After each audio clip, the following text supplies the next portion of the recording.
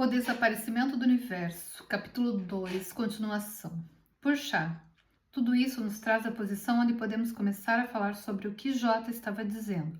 Como uma pequena parte disso, vou lhe contar algo sobre meu evangelho.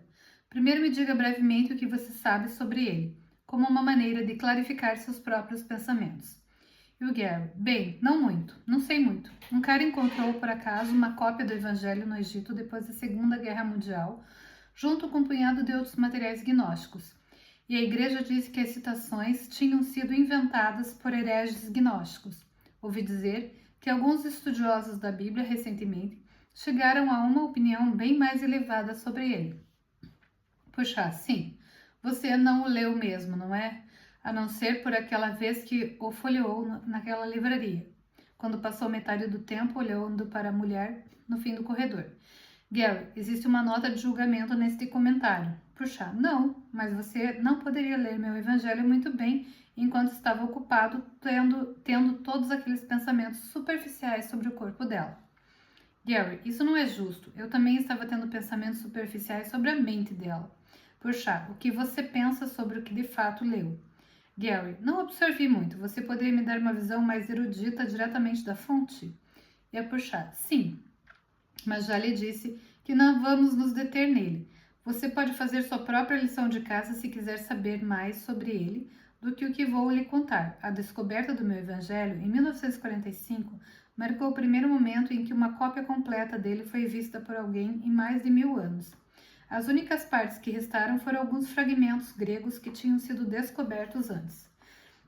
Você poderia escrever um livro apenas sobre meu evangelho, e algumas pessoas o fizeram. Já lhe disse que existem citações nessa cópia que foram acrescentadas depois, que J nunca disse. Você também tem que considerar a influência de aproximadamente 300 anos de cultura e linguagem egípcia e filosofia gnóstica na versão de Nag Hammadi para esclarecer algumas de suas situações. E ele também não inclui tudo o que J me disse em particular, em parte porque fui executada por um grupo de pessoas no momento em que menos esperava. Eu estava falando com elas sobre a paz. Muitas pessoas, incluindo você, querem paz. Mas deixe-me dizer algo, Gary. As pessoas do mundo nunca vão viver em paz até que tenham paz interior. Ainda que eu não tenha vivido por muito tempo, pelo menos cheguei a ser um dos primeiros ministros de J. A Bíblia praticamente despreza pessoas como eu e Tadeu, mas nós fomos privilegiados em compartilhar os ensinamentos de J como foram falados diretamente a nós. Gary, uma grande honra? Vocês foram ordenados? Puxa, eu fui pré-ordenada. Gary, você foi crucificada? Puxa, não. Fui decapitada na Índia. Quando você está em um corpo, nunca sabe que tipo de dia terá. Não foi uma maneira ruim de fazer a transição, na verdade. Surpreendentemente rápida. Isso me lembra de algo que eu queria dizer sobre o ato da crucificação. Esse era um ritual estritamente romano, ninguém mais o praticava. Os escritores dos evangelhos posteriores quiseram culpar o Sinédrio e os fariseus, a quem odiavam pela morte de J, descrevendo um julgamento durante a Páscoa judaica. Mas aqueles grupos não tomariam parte em quebrar uma lei judaica, a menos que quisessem incorrer no ódio do seu próprio povo por desobedecerem a Deus. Eles eram homens inteligentes, não fariam um joguinho estúpido desses. E o citado julgamento não teria atendido às diretrizes da nossa lei. Foi mais tarde que aconteceram as rixas políticas específicas e tolas que levaram à narração errônea daquela parte da história no Novo Testamento. E tem um quadrinho aqui.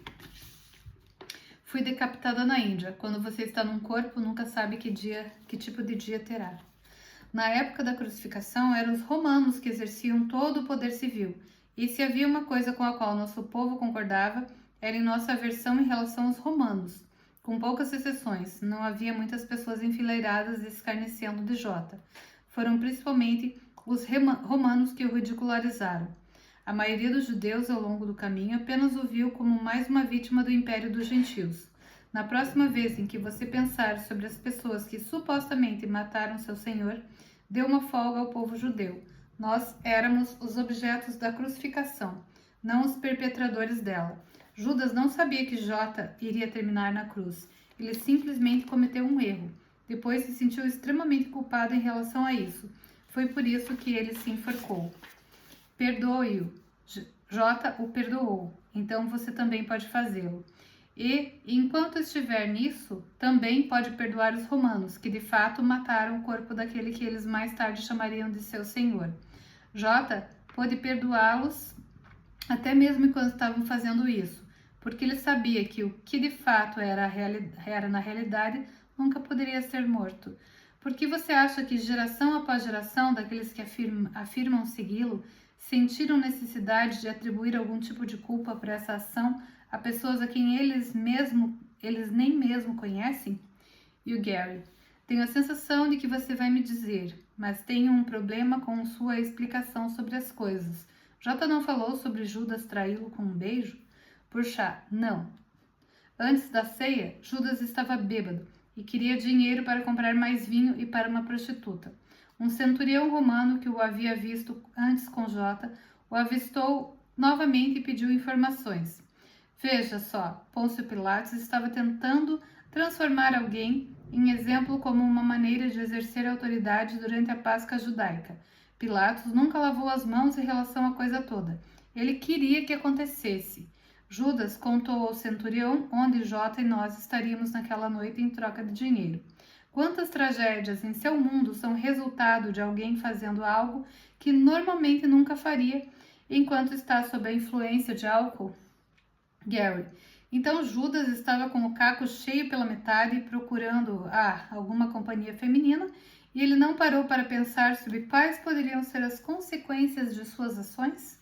Puxa, sim, uma circunstância com a qual acho que você está familiarizado, exceto que eu diria que Judas estava com mais de 3/4 do caco cheio. Gary: você disse antes que J não sofreu na cruz, o que acho um pouco difícil de acreditar. Você vai me contar como ele foi capaz de perdoar a todos e não sentir qualquer dor durante a crucificação ao mesmo tempo? E a puxar: certamente, mas não durante essa visita. Na época em que fomos embora, depois da nossa última visita, nós teremos lhe dado um quadro completo e teremos iniciado você em seu caminho. O resto será por sua conta, mas não vamos esconder nada. Não vamos lhe dizer que é um mistério. Desculpa pela qual suas igrejas têm uma predileção especial. O sistema de pensamento do Espírito Santo não deixa você com um monte de perguntas não respondidas. Pode haver algumas respostas das quais você não goste, mas nós lhe dissemos no início que nem sempre iríamos lhe dizer o que você gostaria de ouvir. Agora vou ser muito honesta com você sobre o que é o meu evangelho e também sobre o que não é. O evangelho de Tomé não é o santo graal da espiritualidade. Ele não vai trazer a salvação e não vai treinar sua mente para pensar de acordo com as linhas necessárias para que você atinja a sua salvação. Entretanto, ele vai prestar 3 serviços muito importantes para a humanidade. Em primeiro lugar, apesar do que você e alguns outros possam pensar, o Evangelho não é um documento gnóstico. Para aqueles que se importam em observar, partes dele contêm as escrituras das primeiras formas de cristianismo, antes até que existisse algo como uma religião separada, chamada cristianismo. Nós estávamos entre as primeiríssimas seitas judaico-cristãs. Certamente havia diversidade entre as várias seitas, mas nós não estávamos sozinhos em nossas interpretações sobre J. Por que você acha que a igreja estava tão desesperada mais tarde para rotular meu evangelho como gnóstico e herético? Era porque eles não queriam que os membros da igreja vissem como de fato eram os primeiros cristãos. Na verdade, a igreja faria qualquer coisa para esconder o fato de que alguns de seus ensinamentos são heréticos em relação ao J histórico, não que ele não fosse perdoá-los. Já existem alguns estudiosos da Bíblia que percebem que meu evangelho não é derivado dos evangelhos do Novo Testamento e que ele inclui algumas citações que foram expressas de maneira mais original e realista do que citações similares nos evangelhos gnósticos posteriores. Esses estudiosos estão certos sobre esse ponto, embora algumas das citações do que eles pensam ser verdadeiras não sejam. E então eles demoram a aprovar algumas outras poucas citações verdadeiras em meu evangelho, porque elas não têm a confirmação que as regras deles exigem. Entretanto, se J me ensinasse algo em particular ou dissesse algo para um grupo muito pequeno de nós, discípulos, porque isso necessariamente seria encontrado nos livros de Marcos, Lucas ou Mateus? Os autores desses livros não eram da nossa geração. Entre 40 e 80 anos depois, eles simplesmente copiaram de evangelhos de situações anteriores, mantiveram o que gostavam e jogaram fora o que não gostavam.